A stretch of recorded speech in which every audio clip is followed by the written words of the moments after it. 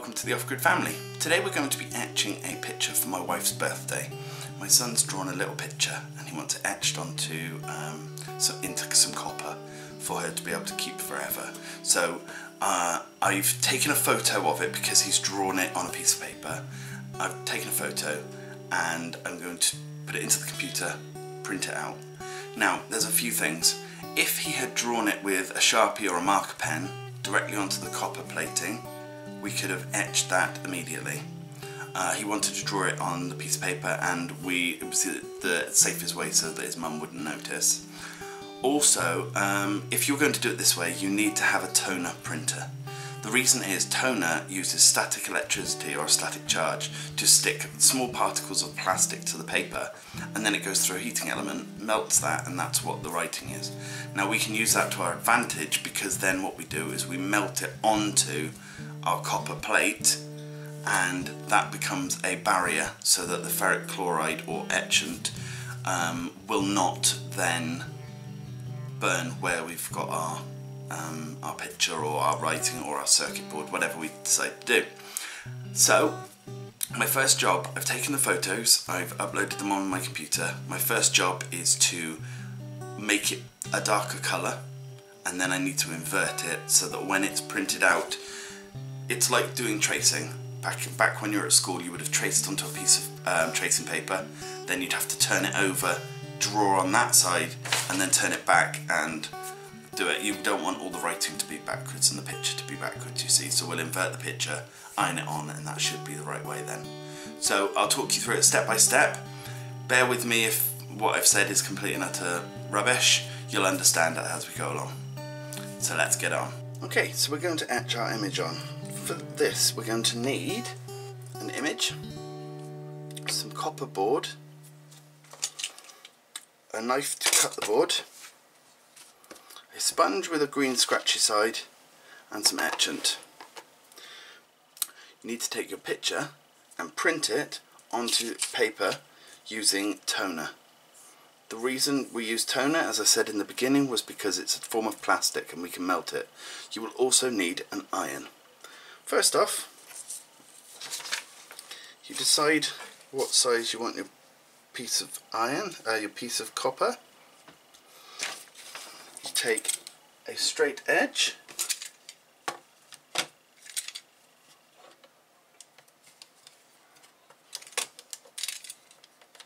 and you score your piece of copper.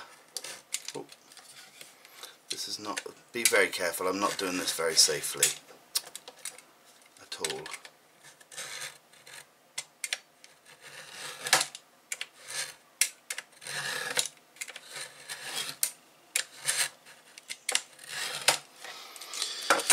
Well, that didn't go very successfully. Now place it on the edge of a table and it should snap along the edge. Now take the image again, measure it the other way, and run it like this. Now in a little while we can sand off all the edges because, let's just make sure that's right, we can sand all the edges down and make it all nice anyway. Yep, so again, as safely as possible. Don't do as I do, but follow how it's done. And basically you just want to keep going through it until you get to the plastic undercoating, and then do a few more just to get it to break along that line. You can use a Dremel and a cutting tool of it, some kind, if you like. This I just find, you know, it's a bit time consuming, but it's easy enough. Once you get to a certain depth, you can just take it off and carefully, avoiding your fingers, cut along the gap, because there's a nice little groove there now.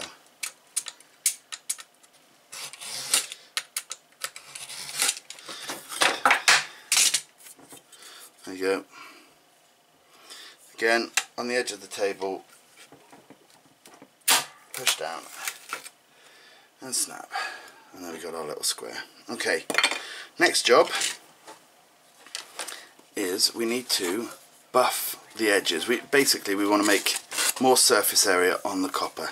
So just in a circular motion, keep turning it, and if I can get it on camera, this bit hasn't been done and it's all smooth, but this bit's all scratched and horrible. It means there's just more surface area. It makes it easier.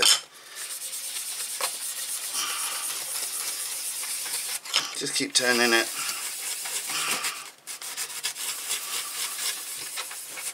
It allows the etchant to get to it a lot easier. Now the next job is to take your picture. Let's cut it to the right size, making sure there's no etchant there. And while you're cutting your picture to the right size, have an iron heating up. Not that you can hear, there's one already heating up at all. Why am I... Okay, so we've cut this to size. Take our image and we place it down.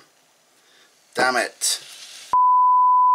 Right, I actually made a mistake, which I'd been saying all along not to make. But this is the original picture. This is the one I printed out. This is wrong. Do you remember I said it needs to be inverted? Otherwise the writing will come out backwards.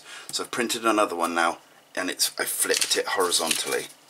I'm glad I figured that out before I'd started any of this process, because at this moment it's fine to do. Any further on and I would have messed it up big time.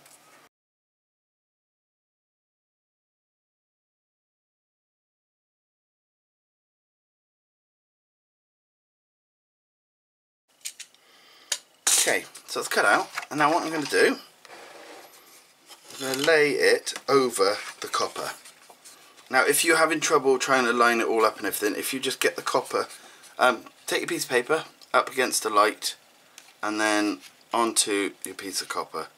That way you can guarantee it's all there. Hang on. Just make sure. Quite close to the bottom, so let's move it along a bit.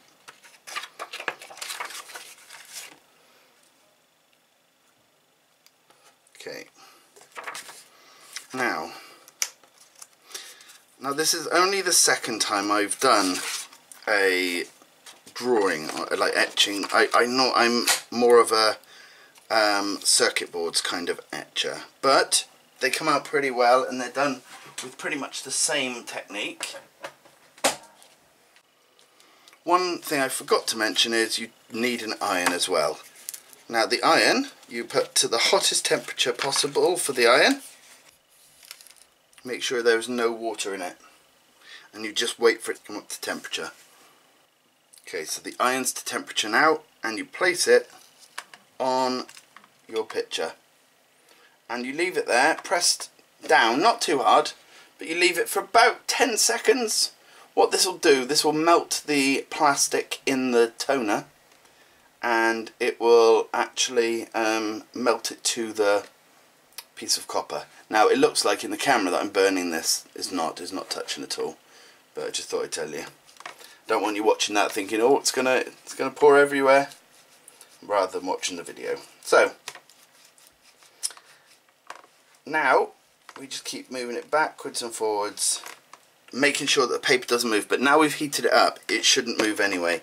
It should stay stuck there really well.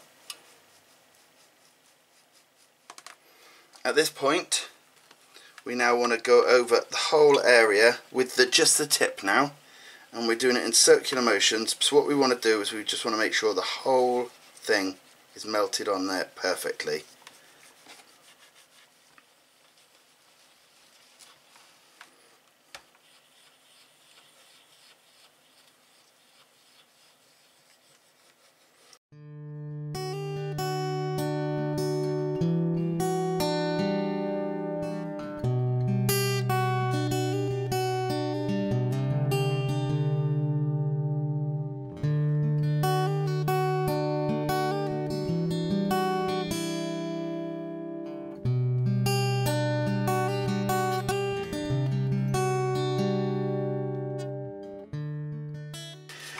Now I've also, instead of using an iron, if you don't have access to an iron, you can use a soldering iron.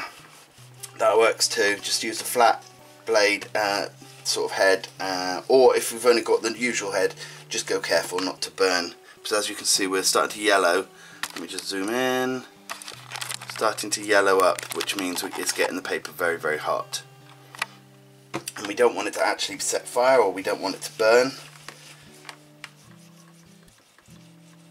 But I'm nearly done. Okay.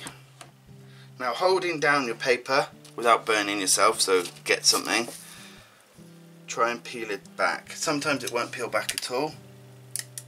Sometimes it peels back perfectly like that. And there we go. That now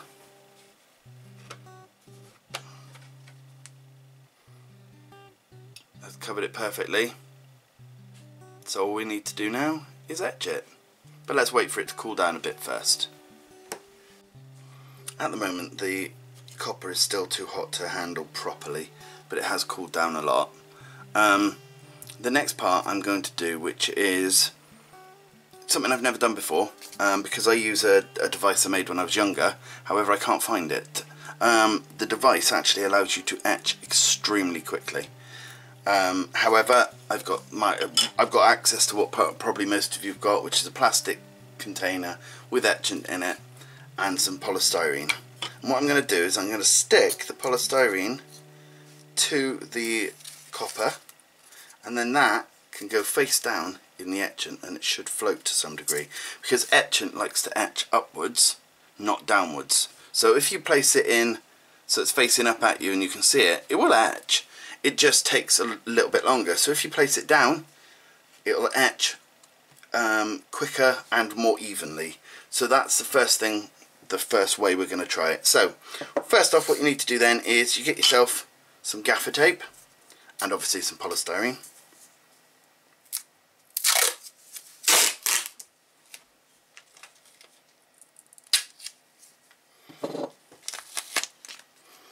We place it on the piece of polystyrene without getting completely stuck to it.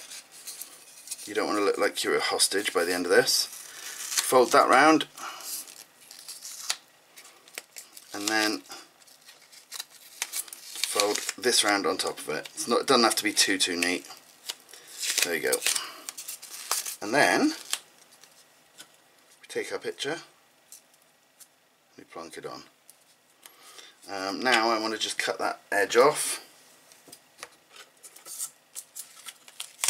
without sticking to it. There you go. And then the last thing, a little bit more. Oop, just like this, just to make sure it's definitely holding on to the polystyrene.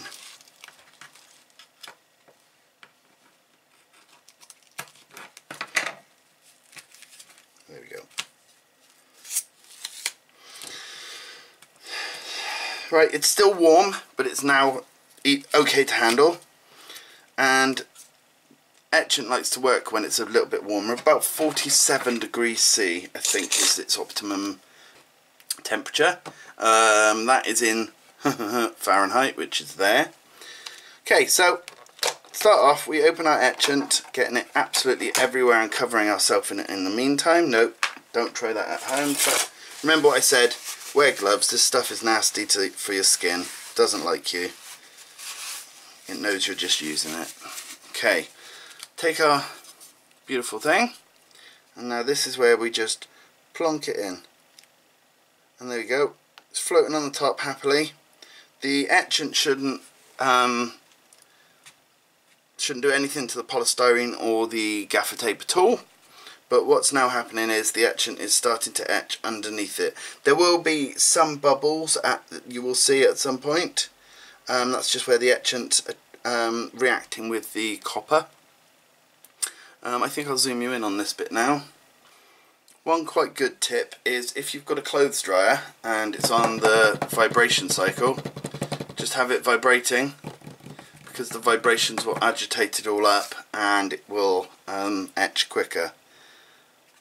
Just giving it a little rock.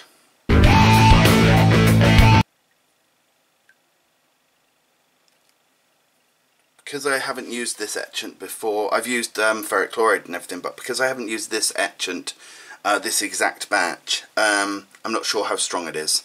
I've done the usual amount I would do, however, doesn't necessarily mean it's not a lot stronger than usual. It doesn't take much to change the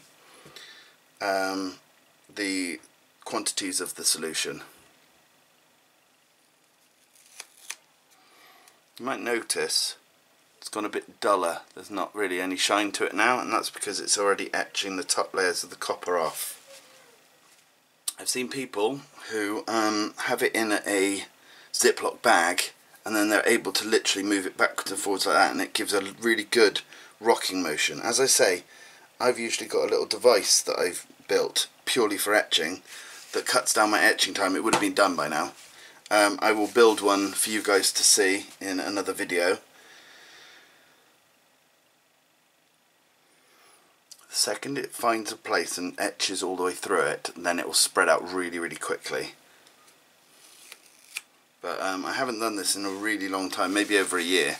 So because of that, I'm a bit over eager, to be honest. Hasn't gone through anywhere, but can you see how much deeper the lettering is? It seems deeper, it's not, it's actually pointing out, but it's a bit of an optical illusion. Because it's not being agitated, it's taking a lot longer.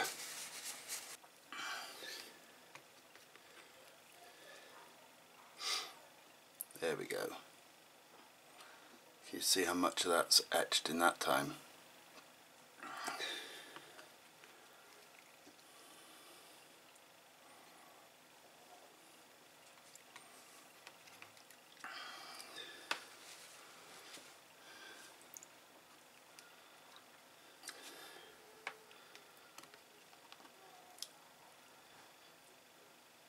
Nearly done.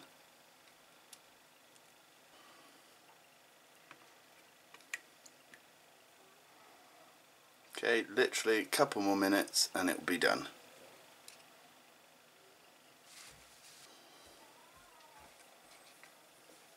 So it's meant to look like all yellow. Yep, but that's all copper there. Can I touch it? Yep. It's almost like it melted in. But it's the other way around. Okay, so there's that done. Now this exact same process could be done on a full size sheet of copper, and then rather than on a copper PCB, and that way then it would just cut into it, and the deeper you wanted it, the longer you'd leave it etching. But we'll take that out now, and we will take all of the black off that stopped the etchant, you know, getting these bits. So that'll be the next bit I'll show you. Last part is you take a piece of tissue, some nail varnish remover, acetone, and then you literally just go over it, and it will take all of the black pieces off of your copper.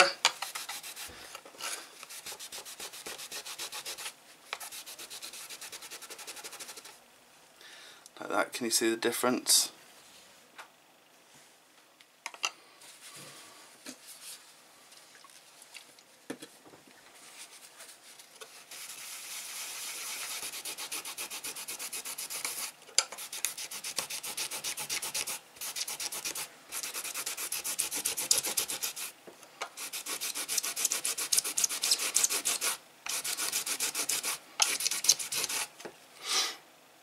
And there we go. Oh, there's a mother's present. I'm going to sand down the sides, but that is it done. Thanks for watching. I hope you found this useful. Any questions, give me a shout. And as I say, this, you know, there's many things you can do with this, but this is just a gift. In the next couple of weeks, I've got to make an actual circuit board, so I'll show you how that's made too. Thanks for watching. Bye.